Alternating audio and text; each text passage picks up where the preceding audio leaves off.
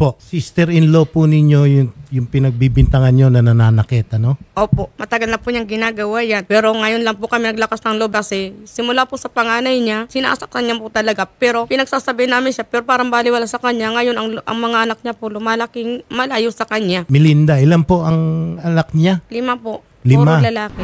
Ito pong 8 years old, pang ilan po ito? Bunso po. Yan yung sinasaktan niya. Opo. Ngayon, napalapit kayo dahil meron tayong mga pictures. Kailan po nangyari ito? Nung Monday po ng gabi, isinan po ng kapatid namin na bunso. So, nasan ngayon yung bata po? Nandoon pa rin? Nandiyan po sa nanay niya. Nakausap niyo po ba yung bata? Hindi ko na po siya kinausap kanina po kasi pag galing ko po ng Ilocos, pumunta ko sa kanila, iniwan ko po yung gamit ko. Kayo po yung ina ng bata na inireklamo rito ng inyong hipag o yung inyong sister-in-law na minamaltrato daw po ninyo. In fact, sinaktan daw po ninyo noong March 24, alas 8 ng gabi. Ano po masasabi nyo rito? At meron din pong paratang dito na hindi lang daw po nung gabi na yon na sinasaktan nyo yung bata, continuous din pa, matagal na raw po ninyo sinasaktan ito.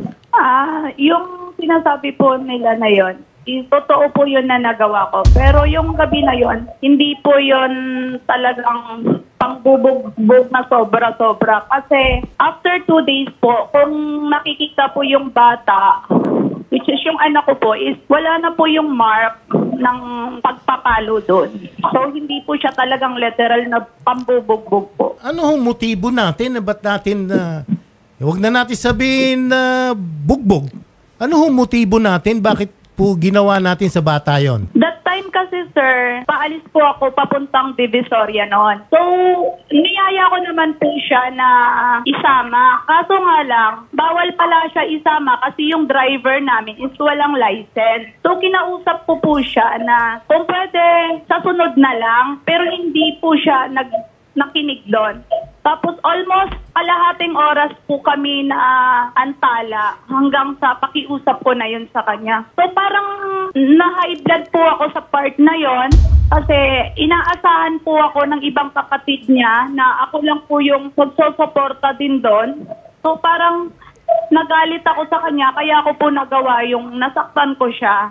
Kasi ako lang din naman ang inaasahan maghanap buhay, tapos ganun pa yung ginagawa niya, hindi po siya mapakiusapan, so napalo ko po siya. So sa madalit sabi, inaamin ninyo na napagbuhatan, wag na natin sabihin na napagbuhatan siya ng, dinisiplinan niyo siya sa pamamaraan ng, hindi rin natin sabihin na pananakit. O may nagawa kayo sa kanya? Opo, sir.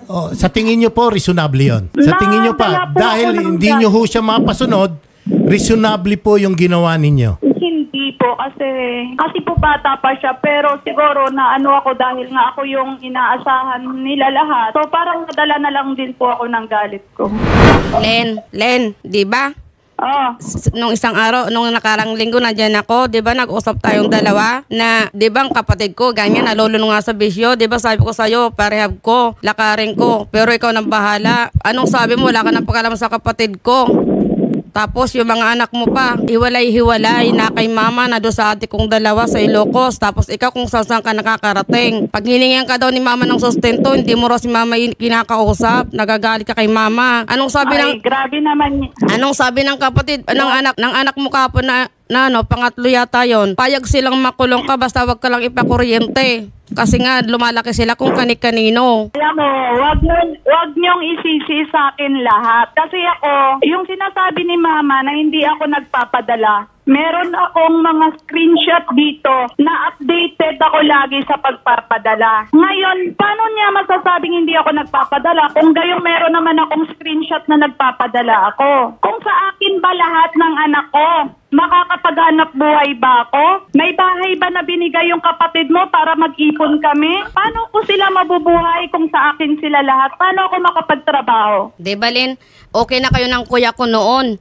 Tapos alam mo kasi si kuya na hindi marunong humawak ng cellphone, hindi marunong magbasa, harap-harapan ka, nakikipag-chat ka, tapos naligo kayo sa Cavite. Kaya nagsisimula ang kapatid ko na nagbisyo dahil dyan sa pag-ano mo, na pinagbabawalan ka ng kapatid ko na magsuot ka ng para mga panting bikini. Nagalit ang kapatid ko sa'yo. Okay. Maliwanag na mayroong family problem. Itong pamilya mismo ng kapatid mo, no? Kasi nakita natin na meron ng involved na pananakit. Tapos meron ng akusasyon. Akusasyon pa lang ito na yung kapatid mo adik. Opo. Nagbibisyo po siya. Maliwanag. Opo. So malamang nagiging trigger yan. So nandirito ka ngayon, Opo. anong gusto mo? Ang sabi po kasi ng kapatid ko, gusto siyang pinereklamo po siya, pero kukunin yung anak niya bunso kasi yung ate ko na lang magpaparal sa Ilocos. Kasi nandun po yung dalawa niyang anak. Okay. Gusto niyong kunin ang kustodiya nung bunso lang? O lahat ng bata? Wala na po sa kanya, isa na lang po nasa kanya yung Isa na lang, niya. si bunso na lang. Opo. Okay. Ang nakikita ko po ngayon dito is ilalapit natin. Hindi lang po dahil gusto ninyo makuha yung kustodiya, ibibigay na kagad sa inyo yun. Ang gagawin po ng CSWD Parañaque ay magsasagawa po ng pag-aaral, assessment po tungkol doon sa problema ng pamilya. Apo. At magbibigay po sila ng recommendation. Kasama na po rito sa recommendation kung dapat ba nakunin ang kustodiya ni bunso at ibigay kung kanino. Sabi mo sa inyo, karapat-dapat. Sa kapatid ko po. Dapat ma-involve po kayong lahat dito sa assessment na isasagawa ng CSWD Parañaque. Ang party list na masasandalan. Axia yes! Number 68 sa balota. Miss Marilu Apin, Social Welfare ng CSWD Parañaque. Magandang hapon po, Miss Marilu Apin. Magandang hapon po, attorney. Gusto po sana namin ilapit sa inyo para mag-conduct po kayo ng assessment, study tungkol po dito sa problema ng pamilya. Ano po? Apo. Nakikita po namin dito kasi kaya po lumapit si Miss Belihen Baitia ay gusto po nila makuha yung kustodiya ng bunsong anak ni Melinda Noquera dahil sinasaktan daw. Karapat-dapat lang daw po nakunin na nila yung kustodiya at maibigay sa kanila para maproteksyonan yung bata. Sa ganang amin po, hindi naman ho basta-basta na maibigay yung bata sa kustodiya ng iba, kundi doon muna sa pamilya. Kaya dapat mag-conduct po tayo ng assessment. Kailan po kaya namin pwedeng pasamahan o papuntahin dyan po sa opisina ninyo? Kahit bukas po. Bukas po. Kahit po bukas, attorney. Okay. Ayan. Sa tingin nyo po, sino po muna ang papupuntahin namin sa inyo dyan? Pwede po yung Complainant gustong muna? kumuha ng custody para po makausap. Opo. Okay.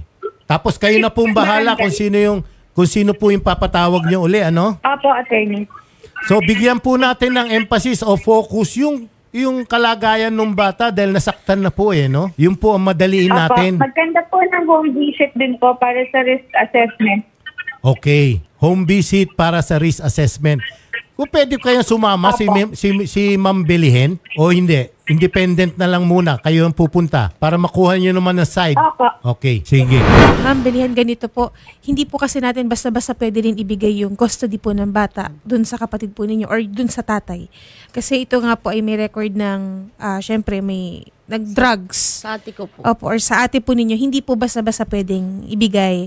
So, yan po ay dadaan pa po sa assessment. Opo. So, syempre, aaralin din po yung assessment po, yung environment po ng bata, and also, syempre, yung nanay po. Opo. Kasi nanay pa rin po ay ang may huling say pa rin po dito. Pero yung pananakit po is hindi po namin isinasantabi yun. Opo. So, yun nga po, i-assess po namin lahat sa CSWD po ng Parañaque po, mama. Okay. Opo. Yung welfare po. Pagsasama-samahin na po Yes. lahat. Ano po yung assessment pagdating po dun sa problema ng kapatid ninyo na may akusasyon na adik. Alamin din po yun. Baka magrekomenda na mag-undergo siya ng rehab o whatever. Iwasan na po natin na lumalayon. Ano po? Kaya nandiyan po ang CSWD ng Parañaque puro makatulong po sa sitwasyon na ito. Ma'am, kung may maitutulong po kami sa kapatid po ninyo sa rehab, ma'am, sabihan niyo po kami. Tutulong po kami, ma'am. Tulungan po Opo. namin. Isasagawa po namin yung mga request sa tamang ahensya ng gobyerno para maparehab po siya. Opo. Huwag na po natin hintayin na siya yung ma-involve pa sa krimen o mahuli siya na gumagamit ng bawal na gamot. Kasi yun, korte na ang magdidesisyon kung iparirehab pa siya. Sa ngayon, nakokontrol pa ho natin yan. Pwede parang makastulong ang CSWD ng Parañaque po. Sige po. Salamat Thank po. you po. Magandang hapon po. Thank you. And Ma'am Melinda Noquera, maraming salamat din po at magandang hapon po.